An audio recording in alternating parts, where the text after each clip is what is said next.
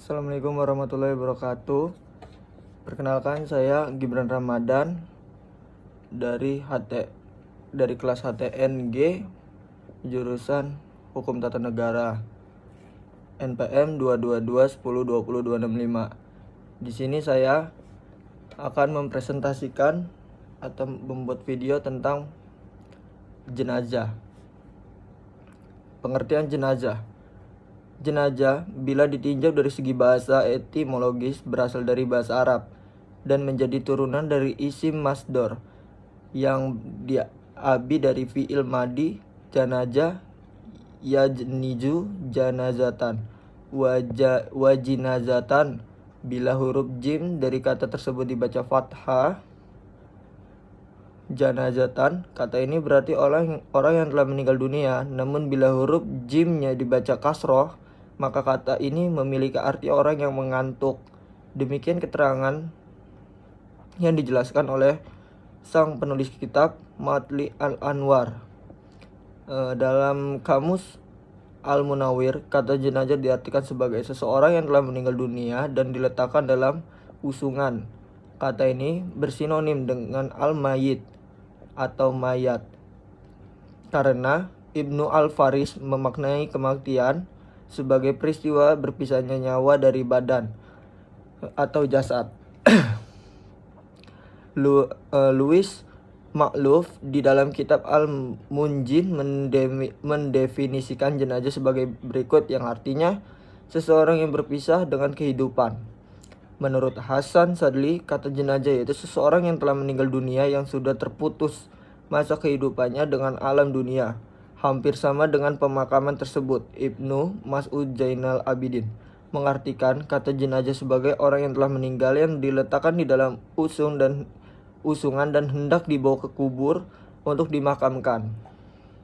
Selanjutnya, kata jenazah juga diartikan oleh Partato dan Muhammad Dahlan Al-Bari sebagai raga yang sudah tidak bernyawa lagi. Berdasarkan pengertian yang telah dikemukakan di atas, maka dapat ditarik sebuah kesimpulan bahwa jenazah adalah seseorang yang telah meninggal dunia dengan berpisahnya antara ruh dengan badan dan telah terputus hubungannya dengan dunia ini. Tak ada yang dapat dibawa selain amal ibadah selama hidup di dunia. Memandikan jenazah merupakan gabungan dari kata memandikan dan jenazah. Kata memandikan berasal dari kata mandi yang berarti menyiramkan air ke seluruh badan. Memandikan di sini maksudnya mensucikan mayat, misalnya sesudah meninggal lalu dimandikan. Maksud perbuatan orang yang masih hidup terhadap orang yang sudah meninggal dunia dengan cara menyiramkan air atau mengalirkan air ke seluruh tubuh untuk mengangkat najis yang menempel pada tubuh jenazah tersebut dengan niat kepada Allah Subhanahu wa taala. Jenazah artinya mayat, maksudnya jasad manusia yang telah ditinggalkan oleh ruhnya. Hukum memandikan jenazah. Apabila ada seseorang yang meninggal dunia, maka kewajiban bagi sekelompok orang adalah untuk segera menyelenggarakan jenazahnya. Salah satu di antara poin tersebut adalah memandikan jenazah. Adapun hukum memandikan jenazah ini, Imam Al-Syairazi dalam kitabnya Al-Muhasab menjelaskan bahwa hukumnya adalah fardu kifayah. Memandikan mayat fardu kifayah hukumnya. Selanjutnya, apabila ada sebagian dari mereka yang melakukan, maka gugurlah kewajiban tersebut dari yang lain, termasuk juga pada hal mengkafankan, mensolatkan dan menguburkan jenazah. Hukumnya juga fardu kifayah. Artinya jika sebagian orang telah melakukannya, maka yang lain sudah terwakili. Ini merujuk kepada perintah Rasulullah SAW dan selalu dilaksanakan oleh kaum muslim.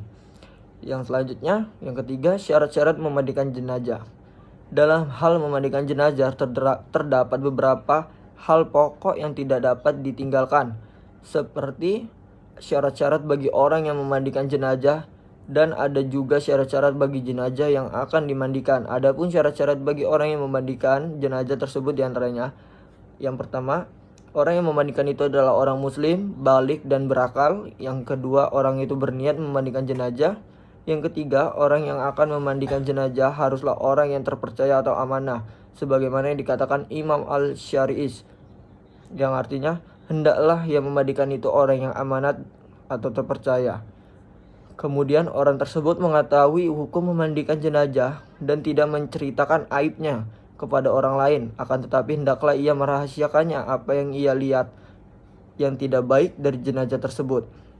Berdasarkan hadis Nabi SAW sebagai berikut, yang artinya dari Abdullah bin Umar, ia berkata, Rasulullah SAW bersabda, hendaklah orang yang memandikan mayat-mayat kamu orang yang amanah. Dari hadis di atas dapat dipahami bahwa orang yang akan memandikan jenazah itu hendaklah mempunyai sifat amanah. Dapat dipercaya maksudnya adalah dapat menyempurnakan pemandian mayat tersebut dan menutupi aib serta memamparkan kebaikan mayat yang dilihatnya. Bila ia melihat sesuatu yang ia kagumi seperti wajah mayat yang berseri-seri, bau harum badannya dan lain sebagainya, maka ia disunatkan untuk membicarakannya kepada orang lain. Sedangkan apabila ia melihat sesuatu yang tidak ia sukai seperti bau busuk badannya, kerut wajahnya dan lain sebagainya, maka ia tidak boleh membicarakan hal itu. Disunatkan untuk meringankan badan mayat setelah dimandikan sehingga tidak membasahi kain kafan. Hendaklah seseorang dalam melakukannya hanya semata mencari keridhaan Allah Subhanahu wa taala dan tidak mengharapkan balasan apapun dari urusan dunia. Hal ini mengingatkan ketetapan Allah yang disyariatkannya bahwa ia tidak mau menerima segala peribadat kecuali yang benar-benar murni yang ditunjukkan kepadanya. Apabila perempuan yang meninggal di tengah kaum laki-laki yang di sana tidak ada mahram dan tidak ada juga suami, maka hendaklah ia ditayamumkan oleh laki-laki yang bukan mahram tadi dari muka dan tangan hingga siku dengan tidak melihat aurat perempuan itu. Jika ada mahramnya maka ia wajib memandikan. Bila tidak ada suaminya, bila suaminya ada maka suami itu didahulukan daripada laki-laki mahram.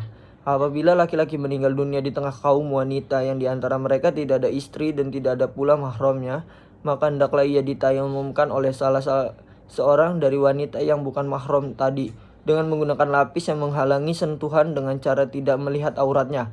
Bila di antara mereka ada istri, maka ialah yang wajib memandikan sekalipun tanpa menggunakan pelapis. Bila tidak ada istri tetapi di antara mereka ada wanita mahram seperti anak perempuannya atau saudara perempuannya ataupun ibunya, maka ialah yang lebih utama untuk memandikan istrinya.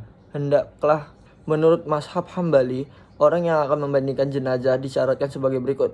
Yang pertama Islam, yang kedua niat, yang ketiga berakal. Orang yang tidak berakal tidak berhak untuk berniat. Mayoritas ulama tidak mengisyaratkan dua hal itu, yaitu Islam dan niat. Maka tetap sah bila seorang kafir memandikan jenazah seorang muslim dan boleh juga memandikan jenazah tanpa berniat.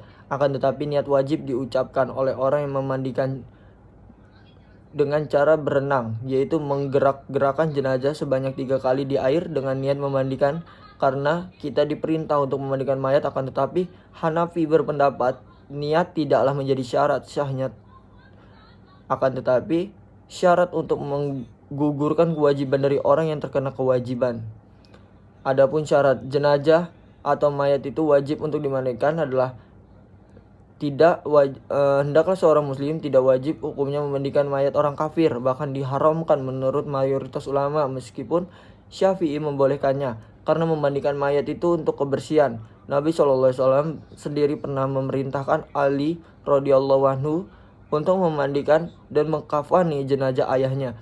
Yang kedua, hukum keguguran hendaklah diketahui hidup, tidak perlu disolati menurut Maliki. Bayi yang baru lahir ataupun keguguran, kecuali jika diketahui kehidupannya dengan menyusui, bergerak, atau berteriak meski hanya sebentar saja. Yang terdapat di hadis yaitu anak bayi tidak perlu disolati, tidak boleh mewarisi dan tidak boleh mewariskan sampai ia berteriak. Yang keempat, orang-orang yang berhak memandikan jenazah, mayat laki-laki dimandikan oleh laki-laki dan mayat perempuan dimandikan oleh perempuan juga. Setiap jenis lebih berhak untuk jenisnya menurut kesepakatan ulama. Seandainya pun mayat laki-laki sedang sakaratul maut dan orang-orang yang hadir hanya seorang laki-laki kafir dan seorang muslimah non muhrim, maka yang berhak memandikan mayat itu adalah laki kafir menurut mayoritas ulama. Adapun wanita non muhrim lebih berhak memandikan suaminya sendiri. Menurut saya mungkin itu saja yang dapat saya presentasikan. Apabila ada kurang atau kesalahan yang saya baca tadi, mohon maaf. Wabillahi taufiq wal hidayah. Wassalamualaikum warahmatullahi wabarakatuh.